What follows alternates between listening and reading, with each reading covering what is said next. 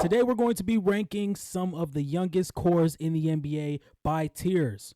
And before I get this started, I just want to talk about some of the young cores in the NBA. We have a bunch of teams like the Grizzlies, the Thunder, the Rockets, the Brooklyn Nets, even though it may be ugly right now, but they got their picks back and they have such a bright future because this 2025 draft class could be very special. Okay, so we have all 30 NBA teams right here, and we're going S, A, B, C, D. I'm not going to put an F tier, even though there are some F tiers on this ranking. To be completely honest, I don't know how to do it.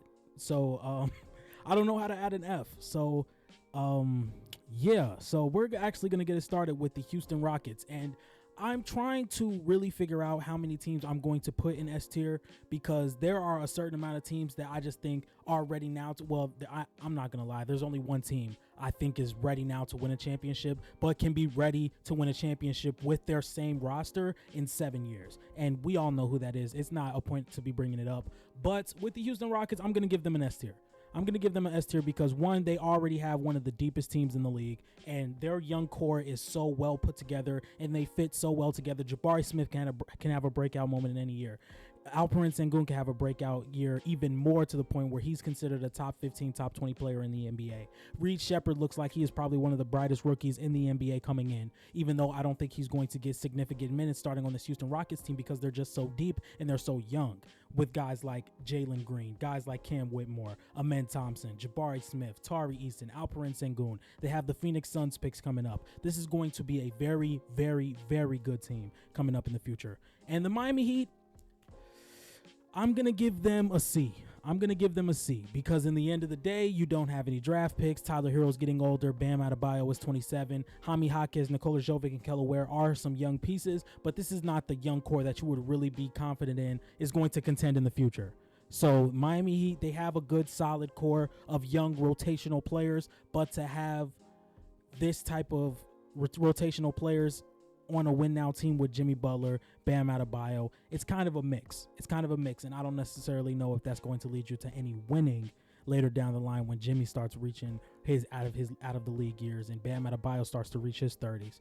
Now with the Boston Celtics, Jason Tatum and Jaylen Brown are still extremely young. They're still extremely young. They are now a second apron team, but they just won a championship. They are the favorites to win next year. Jason Tatum and Jaylen Brown are still 26 to 27 years old. I could say they would give you another 7 really good years in the NBA, 5 at the minimum. So I would put the Boston Celtics at an A tier. And when I talk about young core, I mean 25 and under.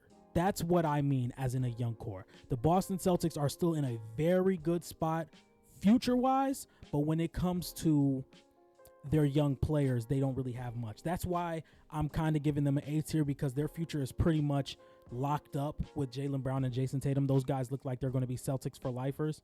But when we look at the younger core like Jordan Walsh and Baylor Shireman, I just think they're going to be bringing in guys, grooming them to be better players to surround Jason Tatum and Jaylen Brown for the future when guys like Derek White, Drew Holiday, and Kristaps Porzingis are eventually let go of the team because all these guys are making a lot of money. Next, we're going to be talking about the New York Knicks. This is another team I would give them really a B or a C. Now, this is not necessarily ranked on how good the team is. This is in 2029, how good can this team be? How good can this team be? I think Jalen Brunson's 27 years old. Mikal Bridges is 27 years old. I think Julius Randle's early 30s, maybe 30 or 31. I like Tyler Kolek, but like I said, do we really think this is a guy that's going to lead a franchise to winning, especially in the Big Apple? I just don't believe so. And the Detroit Pistons, I'm going to give them a B as well. I really like Cade Cunningham. Let's not get it twisted at all. I still really like Cade Cunningham, but the spacing, the lack of spacing. And when we look at guys in that draft class, I think it was the 2021 draft class. You got guys like Scotty Barnes, Alperen Sengun, Franz Wagner. These guys are either making a really big impact on their team. I'm not saying Cade isn't, or these guys are getting the team built around them. Pascal Siakam was just the number 2 option in the Toronto Raptors championship run, and they sent him off so Scotty Barnes could be the number 1. I just feel as though the team building around Cade Cunningham has not been the greatest. It has not been the greatest. So I feel as though the Detroit Pistons, I like Cade Cunningham, I like Asar Thompson, I like Ron Holland. So as good as this can get, it can also be really bad. Like, let's say Asar Thompson and Ron Holland never get that jump from three that you would like to see. I just don't think that was the best pick. Now, if you have your guy, you go get your guy. You have, I forget his name, but you have one of the best jump shooting coaches in the National Basketball Association. But like I said, if these guys do not take that jump with their outside shot, this could be very, very ugly, to the point where you might have to ship one of these guys out, because I assume both of these guys are going to be starting level players. But to have that lack of shooting in a lineup in 2024, 2025, 2026, whenever, it could be very dangerous in a playoff setting. Look at what the Oklahoma City Thunder did with Josh Giddey.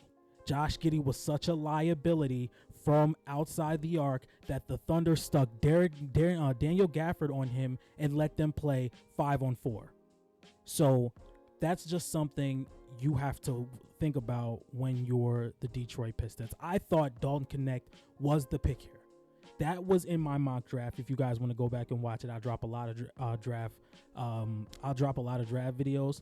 But I thought Dalton Connect was the pick, because he was the floor spacer. He was lengthy. You could pair him next to Asar, and he won't be the worst defender. But anyway, they went with Ron Holland, which is kind of a repeat of Asar Thompson. I'm spending way too much time on the Pistons. Let's move on. The Milwaukee Bucks is going in a D. They're going in a D. They have no future. I mean, I wouldn't say they don't have a future, but it's like Giannis is 31, Dame is 34, Brook Lopez is 36, Chris Middleton can't stay on the floor. There's a lot of things going on with Milwaukee. They are dead in cap. They have no picks. This is the type of team that's going to be in a D tier. But they are in championship contentions, and they have a top 3 player in the league. So like I said, this has nothing to do with how good the teams are now. This just has to do with how good are they going to be years down the line. I explained that already, so let's move on. The Toronto Raptors, once again, I'm going to give them a B. You know, they did not luck out. They got unlucky in the NBA draft. Their pick this year was top 6 protected, ended up falling to number 8, and your consolation prize for that pick was Jakob Poeltl. And I still feel as though you need a big. Now, next year, you're still going to get your pick back. I still think Kaman Malak out of Duke, he's going to be an available center next year in this draft. I'm assuming you guys are going to have another top 10 pick. I think he's a very, very good raw prospect for the Toronto Raptors to grab. I think Emmanuel quickly can take a jump. I like how RJ Barrett played over the regular season when he was with Toronto, but I just don't see a clear-cut number 2 guy for Scotty Barnes. Jacoby Walter did not look the best for them in Summer League. Grady Dick has not shown much. But once again, these guys are young. I like Scotty Barnes as a number 1 option on a playoff team. I would like to see him take that jump a little more to where I'm confident this guy can lead the Toronto Raptors out of the Eastern Conference. If not, this could just be another Kyle Lowry and DeMar DeRozan situation. Yes, they're fun. Yes, they can have good regular seasons, but you really don't see that ceiling of them going to the NBA Finals. This is going to be a team that one year they could be the 1st seed, and then the next year they could be the 4th seed and be bounced in the 1st round. So it's like, I don't want that ceiling for Toronto again, if you understand where I'm coming from. Next, we have the Golden State Warriors. I'm going to put them at a C. I feel as though, once again, this is the same situation with the Miami Heat. You have a collective group of young players in AirPods. You have Jonathan Kuminga. You have Trace Jackson Davis, but you're trying to mix that up with a win-now team, which is kind of confusing, and we have seen that it has not worked out. And then you trade Jordan Poole for CP3. Now I can understand why you did it, but if you're going to trade Jordan Poole, which was your best young piece at the time, you need to go all in on winning down, because now you have no Jordan Poole or CP3. CP3 didn't work out for you guys. Now he's gone to the Spurs. So it's like you have to pick a side, and they just have not yet. So next we're going to talk about the Minnesota Timberwolves. This is going to be an A-list team. When we talk about a guy in Anthony Edwards is 22 years old. He's going to give you another 10 years of very good basketball. This is a guy who's being... do I want to put them at... No, we got to...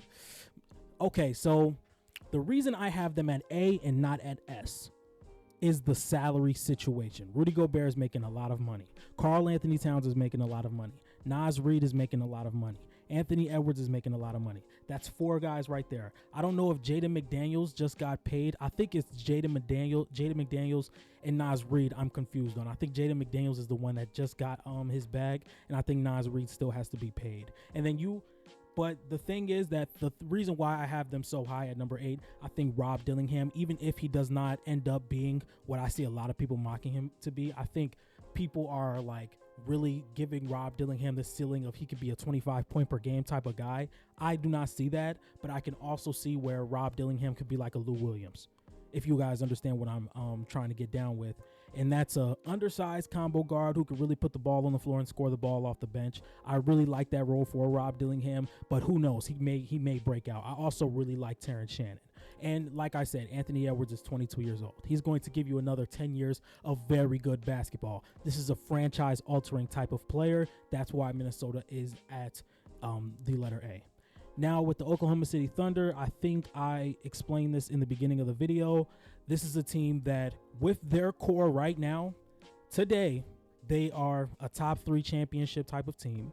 And then 6 years from now, they probably still will be with the same core of Jalen Williams, Chet Holmgren, SGA. I love Cason Wallace, Isaiah Joe, Aaron Wiggins, and they're paying them.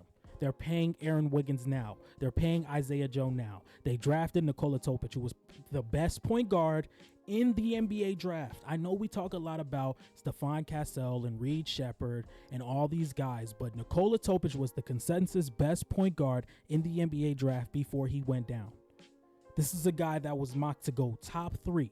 I had him going number 2 to the Washington Wizards.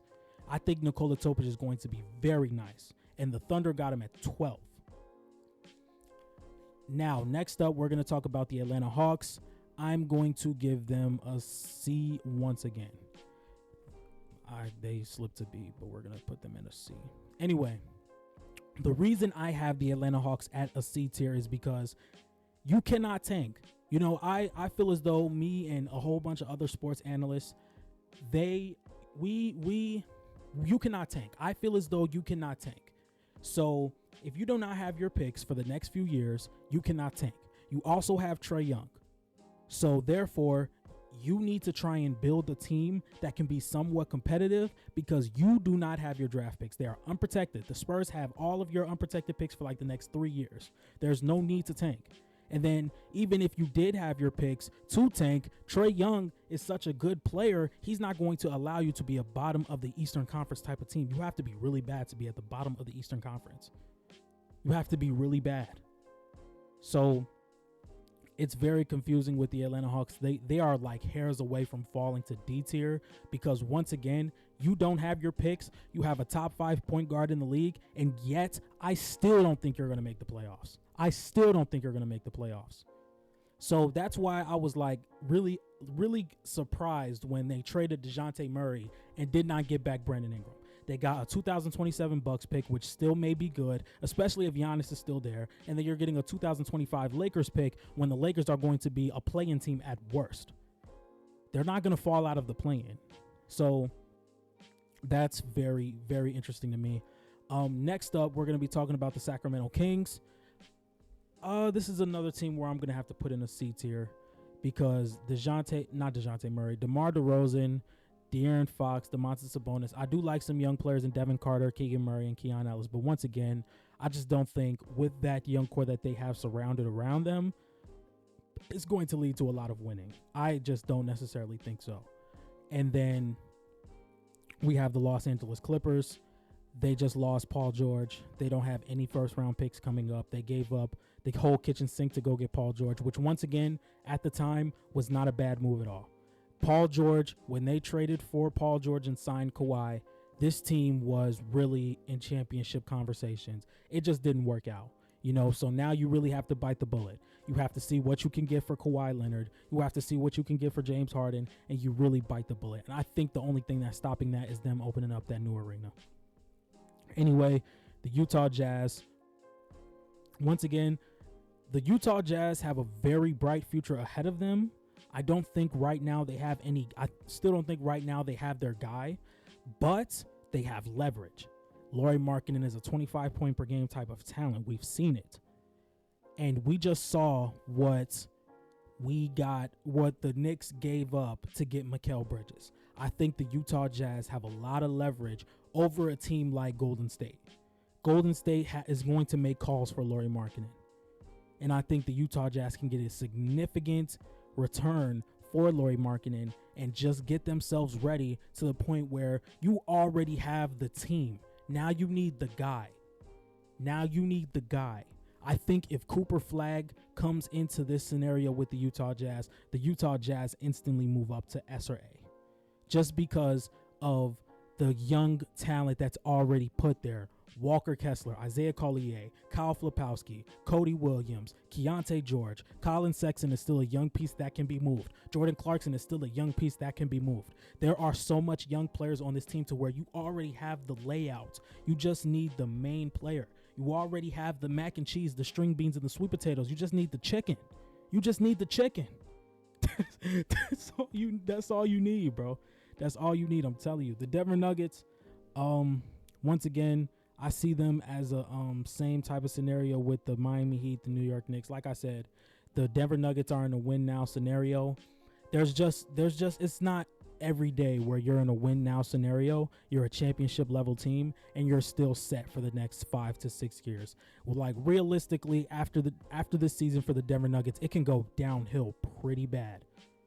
Realistically, because it's like every year the Denver Nuggets are just getting a little bit more cracks in their armor, just a little bit. And what's holding them up right now is Nikola Jokic being the best player in the league. Next, we're going to talk about the Chicago Bulls. I want to put them B tier, but in the end of the day, I'm not. I'm going to put them at a C tier, and I'm going to tell you why.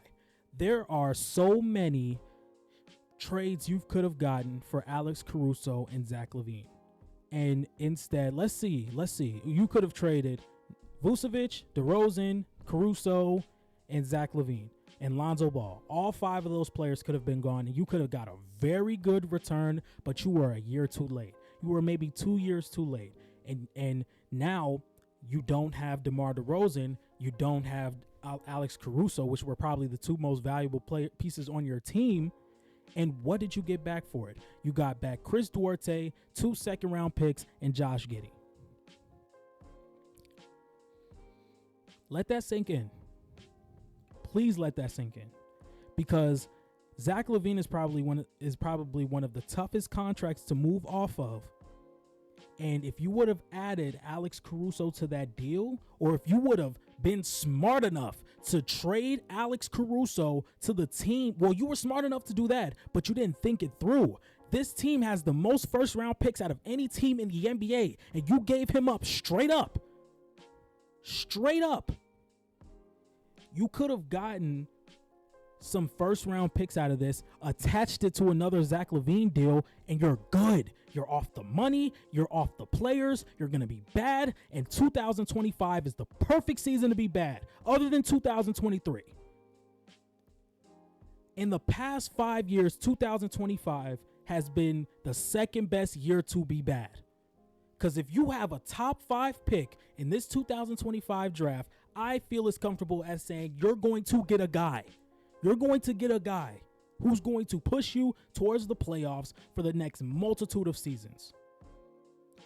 But now this team is still good enough to be a play-in because Lonzo may be coming back this year. Kobe White's making his ascension. Josh Giddey, Matas Buzelis. You still have Zach LaVine, even though he's probably one of the worst contracts to move off of this season. He's still a very good player. He's still a 225 point per game type of player. Now you're going to find yourself being, 38-44. You're going to be the 9th, 10th seed in the East. You're probably going to make it interesting in a playing game, and then you're going to get the 11th pick. And mind you, your pick's top 10 protected. So what are we really doing, Chicago? I'm from here. Look at my hat. You think I want to go to Bulls games this year? I'm telling you, the only reason I will be at Bulls games this year, my boy Lonzo is coming back. Lonzo Ball is one of my favorite players of all time. The first home game he has back in Chicago, I will be there. I want to go see Matas. I want to go see Matas hoop. And hopefully I'll run into the numbers on the boy, guys. Hopefully. Anyway, The New Orleans Pelicans coming up. Zion is still a very young player, under 25 years old. Zion really has a potential to be a top 5 player in this league in the future. He really does, because point Zion is very, very real, very real. And transition Zion, one of the best players in the league. Downhill Zion, one of the best players in the league. If we can really build a mid-range jumper for Zion Williamson, he will up. We're going to put the New Orleans Pelicans at a B. Because in the end of the day, yes, Zion Williamson has all the tools in the world, but the injury history is an issue. It is an issue. And then when we talk about the surrounding pieces, how much more can CJ McCollum give you? How well does Brandon Ingram work next to Zion Williamson and DeJounte Murray? That's what I'm really confused on, or that's what really concerns me. The Brooklyn Nets, this is another team I'm going to give them a B. I'm going to give them a B because just for the simple fact, you can have all the picks in the world. You can have all the picks in the world. And I am very, very happy that the Brooklyn Nets moved off Mikal Bridges. They got their picks back. They also got a multitude of picks from the New York Knicks. You also have guys like Dorian Finney-Smith who can be moved, Cam Johnson who can be moved, and Ben Simmons for a opposing awful contract, but they can just eat the salary because the Nets are going to be bad for the next couple of years, which deservedly so. That's not an issue. But there's also a chance that this could go very, very wrong because we've seen it. We've seen it. We like, you know what? Cam Thomas, he's a guy. He's a guy. And you know what? Screw these picks. Let's build around Cam Thomas right now. Let's build around Cam Thomas right now. I really hope that doesn't happen. I don't think it's going to happen, but this could go really bad as well. You could whiff some draft picks that you never know. You could whiff on a couple of guys. But there's also a realistic way that Cooper Flagg and AJ DeBonsta, if I'm saying his name right, both of these guys could be in Brooklyn. And Brooklyn's looking like the Thunder. So this could either go really well or it could be really good. That's why they're at B. Because in the end of the day, they don't have any extremely talented young guys yet. But they are in the position to go get them.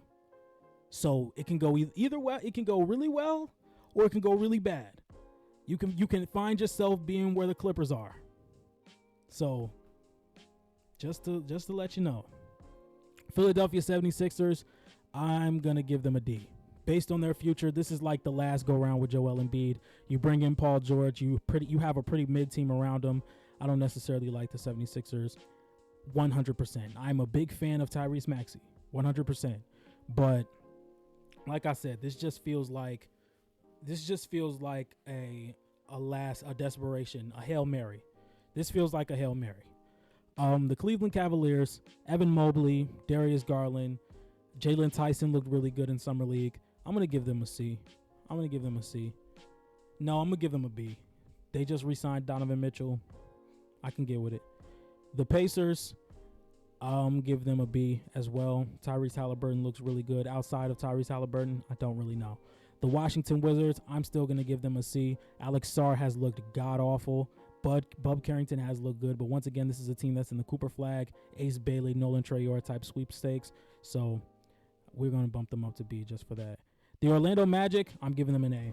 I'm really high on Paolo Banchero. Paolo Banchero really makes me think he will be a 27, 10, and 6 type of player on an all-defensive second team at his peak. MVP contention type of player. 27 points per game, 10 rebounds, 6 assists, one of the most versatile defenders in the league, or probably one of the more versatile superstars on the defensive side in the league. I'm really high on Paolo Banchero.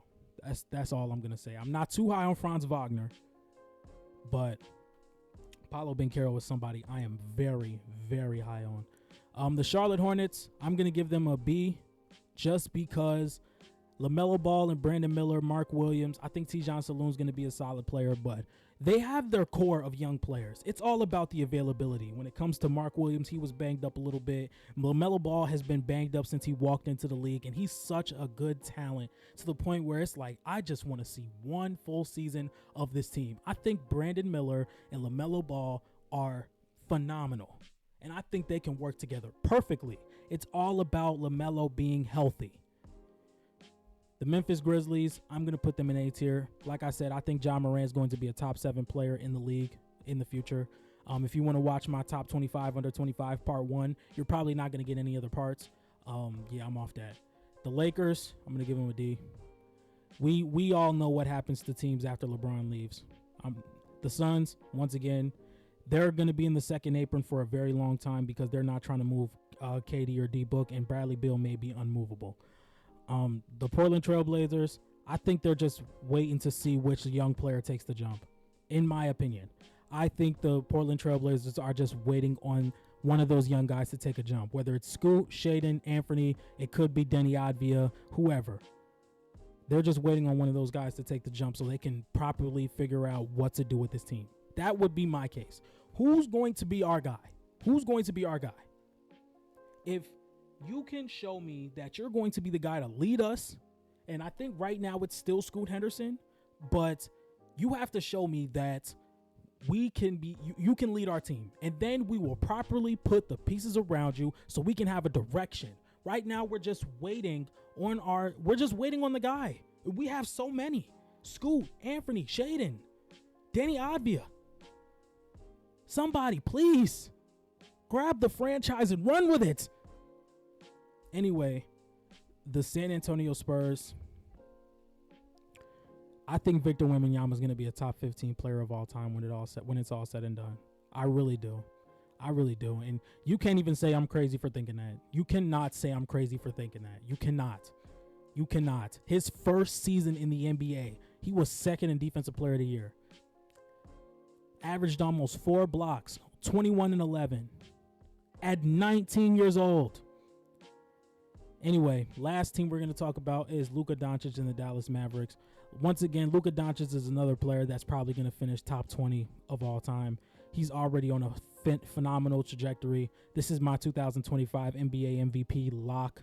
I think Luka Doncic would have to, God forbid, knock on wood, if the only way Luka Doncic does not win MVP is if he gets injured or somebody else is just averaging a 40-point triple-double. That's how I see it. So anyway, this is my young teams tier list. If you guys want to pause and look through it, I'm sure there's always going to be another person in the comments that just completely disagrees, and that's fine. If you want to say whatever you want in the comments, go ahead. I'm very open to constructive criticism or even non-respectable constructive criticism because you guys are getting me more views. So anyway, if you guys like this type of content, make sure you like, comment, and subscribe. And I'm out. Peace.